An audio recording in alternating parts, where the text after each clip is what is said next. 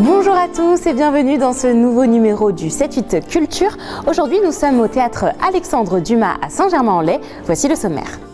Du chant, du théâtre ou encore de la danse, le théâtre de Saint-Germain-en-Laye nous présente sa programmation 2022. Nous avons pu assister aux répétitions d'une nouvelle création théâtrale. L'artiste andrésienne Geneviève Monjarret expose ses œuvres à la Galerie des Passions à Andrézy. Jusqu'au 27 février, vous pourrez découvrir ses collages. Et enfin, la Microfolie au Muro organise une soirée concert 100% reggae ce vendredi 18 février. Plusieurs groupes de ce genre musical seront à l'honneur. Je me trouve au théâtre Alexandre Dumas Saint-Germain-en-Laye. La saison 2022 au théâtre est lancée. Gilbert Desvaux, bonjour. Bonjour. Vous êtes le directeur du théâtre. Alors, comment se passe cette nouvelle saison 2022 ?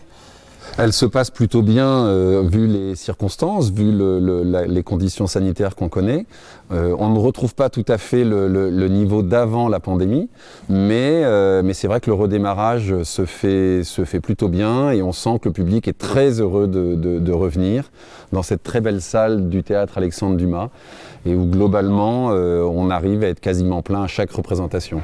Ah, c'est super, c'est une bonne chose pour vous puisque vous aviez... subi, à mon avis... Moi, je suis arrivé il y a 1 an et demi à la direction du théâtre et c'est vrai que je suis arrivé dans un théâtre fermé, un théâtre qui était en repos. Alors, on a fait beaucoup de résidences, on a programmé beaucoup de compagnies avec Benoît Dissot, le directeur artistique, pour que les compagnies puissent continuer à travailler. On a monté des ateliers hors les murs. Et puis la saison est repartie. Alors c'est une saison un peu particulière parce qu'elle est composée de beaucoup de reports, beaucoup de spectacles qui avaient été programmés l'année d'avant, voire l'année d'avant. Mais voilà, dans l'ensemble, on est heureux. Et puis si le 28 février, on peut effectivement enlever le masque en salle, on sera encore plus heureux. J'imagine. Alors justement, quelle est la programmation là à venir ? Le théâtre Alexandre Dumas, c'est un lieu qui se doit d'être ouvert à tous les publics. Donc notre mission, c'est une mission de service public, c'est d'être connecté au territoire sur notre aire de jeu. Donc c'est toujours une programmation très pluridisciplinaire qui mélange des esthétiques très diverses avec l'objectif de toucher tous les publics, les jeunes, les moins jeunes, les érudits, les novices. Et ça, c'est une mission qu'on aime beaucoup. Alors, vous donnez quelques exemples, oui, quelques grands rendez-vous. Des temps forts ? Oui, il y en a plusieurs. Il en reste puisqu'on est juste en février et on est actif jusqu'à la fin du mois de mai. Je citerai Fracasse, qui est une très belle adaptation théâtrale du roman de Théophile Gautier, par Jean-Christophe Imbert, qui est un acteur qu'on a pu connaître parce qu'il a fait ses débuts dans l'équipe de Kaamelott. C'est un garçon très talentueux et c'est un grand spectacle. C'est un spectacle, pour moi, tout public, à partir de 10-11 ans, très spectaculaire, une espèce d'hommage au théâtre dans toute sa dimension, avec des effets spéciaux, Et puis... ici, c'est un lieu, et le plateau s'y prête merveilleusement, c'est un lieu qui est traditionnellement dédié à la danse. Et on est très heureux d'accueillir après Marie-Claude Pietragala, qui vient avec son solo, La femme qui danse, qui est un très beau spectacle. Et puis on la retrouvera très certainement l'année prochaine, ici. Et puis, si je ne me trompe pas, le dernier spectacle de la saison, c'est Imani, avec son concert Voodoo Cello, où elle réinterprète avec un orchestre de violoncelle des grands succès, des airs qu'on connaît, de Sting, de Radiohead, etc. Et voilà, ça devrait être une très très belle clôture de saison. Très bien. Justement, parmi tous ces spectacles, le mariage forcé sera présenté jeudi 17 février à 20h45. C'est une création du théâtre et nous avons assisté aux répétitions. Regardez. Ils prennent possession du plateau du théâtre de Saint-Germain-en-Laye. Les 5 danseurs de la compagnie de danse L'Éventail répètent chaque geste pour s'approprier l'espace. Ils seront accompagnés sur la scène par 5 comédiens et 10 musiciens à l'orchestre. Ensemble, ils jouent Le mariage forcé, une comédie-ballet de Molière et Lully. Sganarelle, à 53 ans, a décidé d'épouser Dorimène, qui en a probablement 17. Donc on peut s'attendre à ce que Dorimé ne soit pas contente. Eh bien si, elle est ravie. Elle est ravie parce qu'elle pense que Sganarelle est riche, que comme ça elle ne sera plus soumise à la tutelle de son père et qu'elle pourra faire ce qu'elle voudra, comme elle voudra. Ce n'était pas vraiment l'idée que Sganarelle se faisait du mariage, tel est le prix qu'il croyait prendre. Celui qui voulait forcer la jeune fille à un mariage se retrouve forcé d'épouser la jeune fille. Créé au XVIIe siècle, le mariage forcé est la première vraie collaboration entre Lully, Molière et Beauchamp. Dans cette version 2022, de nombreuses adaptations ont été faites. Là, nous avons proposé un décor, des costumes qui n'ont aucun rapport avec le XVIIe siècle en tant que tel, mais dont on espère qu'au contraire, ils vont refléter précisément l'espèce de joie, de fantaisie, d'irréalité, de poésie, de loufoquerie qui est tout le sel du mariage forcé. Le metteur en scène et la chorégraphe de la comédie-ballet travaillent étroitement ensemble pour mettre en lien les parties théâtrales et les parties dansées, un travail complexe. Je trouve ça vraiment très difficile parce qu'il y a beaucoup de contraintes d'espace justement. Avec un orchestre vivant, c'est à la fois passionnant et en même temps c'est beaucoup plus risqué. Tirer le fil entre ces 400 ans pour à la fois ne pas dénaturer l'esprit, le sens de ce qu'ont voulu faire Molière, Lully et Beauchamp, le maître à danser à l'époque, et que ça parle à des gens maintenant, de partager ça. Voilà, c'est une gageure. La première du mariage forcé aura lieu ce jeudi 17 février à 20h45 sur la scène du théâtre Alexandre Dumas.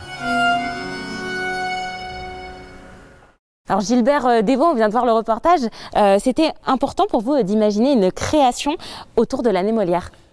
Alors l'année Molière, c'était une décision même du maire de la ville qui voulait qu'on célèbre Molière. Molière est quand même très attaché, sa vie est très attachée à la ville de Saint-Germain-en-Laye. Parce que c'est vrai qu'on a toujours... on oublie que ce château de Saint-Germain-en-Laye a été le siège du gouvernement, un lieu où est né Louis XIV, et où il a vécu longtemps, très longtemps, et bien évidemment, quand il était là, eh bien, la cour suivait, et les plaisirs étaient là, et Molière faisait partie de l'équipe. Il a créé plusieurs pièces ici. Et voilà, c'était une façon de lui rendre hommage. Donc, année Molière qui rayonne dans toute la ville et dans tous les équipements de la ville. Donc nous, on a 4 spectacles Molière cette année. Et puis, voilà, avec l'idée de croiser à la fois du théâtre, la comédie-ballet, des formes un peu plus différentes, alternatives, mais faire une création, accompagner une très belle équipe comme celle des Malins Plaisirs, c'était important pour nous. Et d'ailleurs, on a le souhait, dans les années à venir, chaque année, d'accompagner au moins une équipe, voire 2, en création, parce qu'on est plutôt un théâtre de diffusion, mais c'est important pour nous d'être au service des artistes et qu'ils puissent utiliser ce plateau pour créer leur spectacle. Et justement, autre que le mariage forcé, est-ce que d'autres créations sont à prévoir? Alors oui, alors ça ne sera pas créé ici, mais c'est son année de création. Il y a le Tartuffe que met en scène Yves Bonnen, qui est créé cette année et qu'on accueille dans sa tournée.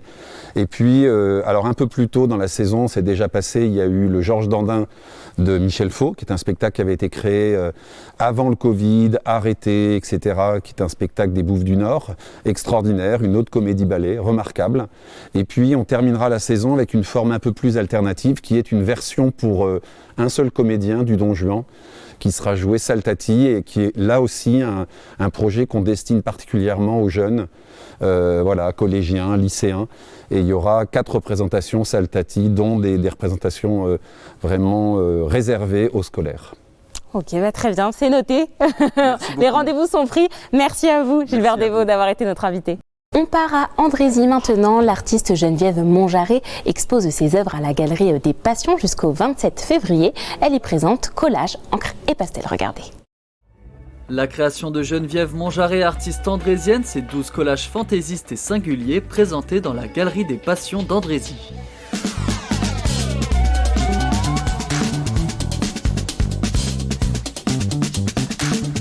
Vous avez là une porte de prison qui s'ouvre avec une licorne qui exprime le rêve. Dans les nuages, les tableaux sont vides à l'intérieur, mais bon. Et puis l'heure, le ticket de métro, bon, c'est une sorte d'allégorie comme ça, de symbolique. Un découpage fruit d'un travail amorcé en 2020. Quelques assemblages plus tard, l'exposition est née. Geneviève a dû toutefois y ajouter une pincée de touches personnelles, d'où le nom de l'exposition, collage, encre et pastel. Dans cette thématique-là des collages, oui, effectivement, parfois il y a une complémentarité avec pastel, avec parfois un peu de peinture d'acrylique, ça dépend en fait. La fin justifie les moyens. Comme thème récurrent, les oiseaux. J'habite dans un endroit où j'ai la chance d'être au-dessus de la Seine et de voir le matin comme le soir voler les oiseaux. Alors je ne sais pas si ça a une influence, peut-être, je ne sais pas. Mais surtout, l'artiste s'est laissé porter par son inspiration. Pour moi, il n'y a pas de sens obligé où chacun y voit ce qu'il veut et ça, c'est la liberté de pouvoir vivre, regarder quelque chose comme on a envie de le regarder. Ça, c'est très important. Dans la galerie se trouve aussi une partie d'anciennes créations de l'artiste andrésienne. L'exposition est en accès libre du mercredi au dimanche de 10h à 19h et jusqu'au 27 février. Dans les Yvelines, une autre exposition à prévoir à partir du 5 mars à l'hippodrome de Rambouillet. Venez découvrir des espèces disparues, les dinosaures, une exposition avec de nombreuses reproductions, notamment des tricératops ou encore des brachiosaures. La ville des Mureaux propose une soirée 100% reggae ce vendredi 18 février. Plusieurs groupes seront à l'honneur et différentes soirées live seront organisées maintenant 3 à 4 fois par an.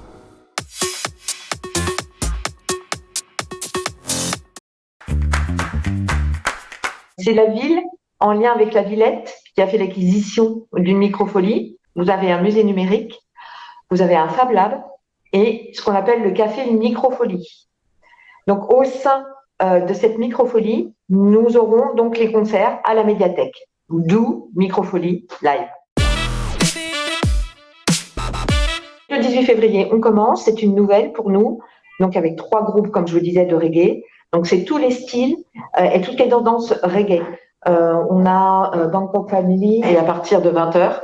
Donc, à 19h45, c'est l'ouverture des portes pour le public. Donc là, passe vaccinal oblige, de toute façon.